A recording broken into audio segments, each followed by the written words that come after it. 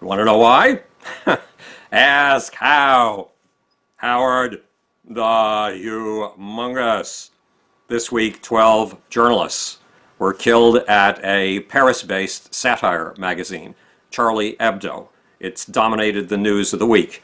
Francois Hollande, who is the president of France, has said, echoing many other leaders, this has nothing to do with Islam. What? Is the man crazy? Is he insane? The unfortunate thing is that our leaders know so little about Islam. This is Islam, unfortunately, up the kazoo. Yes, there are many, many Muslims who follow the example of the Prophet in his tolerance, in his pluralism, in his kindness, in his generosity to the poor. But that wasn't the primary facet of Muhammad's character. First of all, remember, the gold standard of righteousness and goodness in Islam is following in the footsteps of Muhammad step by step. Muhammad commanded 65 military campaigns. Muhammad personally led 27 of them. Muhammad conquered 317 square miles of territory a day, and he didn't do it by kindness. That figure is from the Universal Sunnah Foundation in Pakistan. But most important of all, Muhammad ran a totalitarian state, and he couldn't stand criticism, and he couldn't stand humor. The devil is the one who laughs, he said. Laughter was something his enemies used against him. All hostility, he said, begins with joking. He could not take a joke. When Muhammad marched into his hometown of Mecca and conquered the place, two slave girls, two singing girls, sang what was interpreted as a satirical song about Muhammad. These are adolescent girls. How did Muhammad deal with this? He asked his warriors to kill them when the two girls escaped from his noble, brave, strong warriors. One of them ran the two down with his warhorse and trampled them to death. But that wasn't enough for Muhammad. He then had the owner of the slave girls put to death.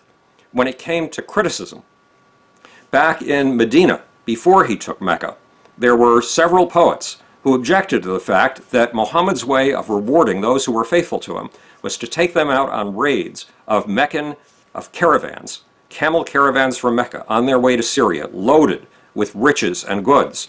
And in the process, Muhammad's little gang would kill a couple of guys and run off with a whole bunch of loot. There were several people in town who objected to the morality of this. And one of them was the daughter of Marwan. Marwan's daughter had 5 children, one of whom she was suckling at her breast. One of Muhammad's warriors went to her bed in the middle of the night and removed the baby from her breast and thrust his sword into her until it came out of her back. In the morning, he was afraid that because he had done this without explicit orders from Muhammad, Muhammad had just said impatiently the previous day, "Who will rid me of Marwan's daughter?" But that wasn't explicit orders. And this man was terrified that he might have stepped out of line. He went to Muhammad, and Muhammad said, "The world will no more care about her than it cares about the 2 goats butting their heads together." In other words, kill critics of Muhammad. Kill them automatically.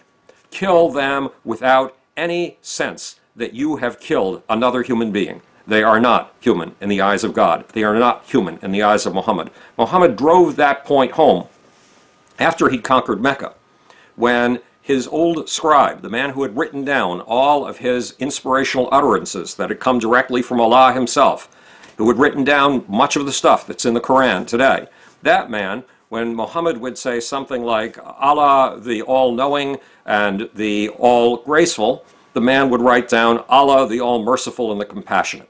It was a shorthand. And then what the scribe noticed was that when Muhammad repeated these inspirations from God, he wouldn't use his original wording. He would use the wording that the scribe had written down. Now, the scribe reasoned that if Muhammad was really getting these messages from God himself, that God wouldn't change the wording. That, of course, Muhammad would know the original wording, even though the scribe had been forced by shorthand to write it down in a different manner. When Muhammad followed what the scribe wrote, the scribe became suspicious and left Islam and went back to the religion of his fathers. Once Muhammad got back into Mecca, he made a hit list of those who must be killed.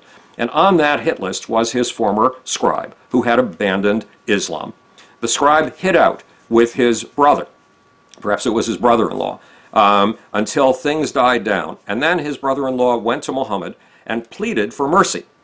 Muhammad stood there and said nothing. The brother-in-law pleaded again. Muhammad stood there and said nothing. The brother-in-law pleaded yet again, and Muhammad stood there and said nothing. Then finally he said something to the effect of, "Your brother-in-law is forgiven." When the man, the brother of the scribe, left the room, Muhammad turned on his followers in a fury and said, "Why didn't you cut him down? Why didn't you cut off his head?" And one of his men said, "But Muhammad, you didn't tell us to cut off his head."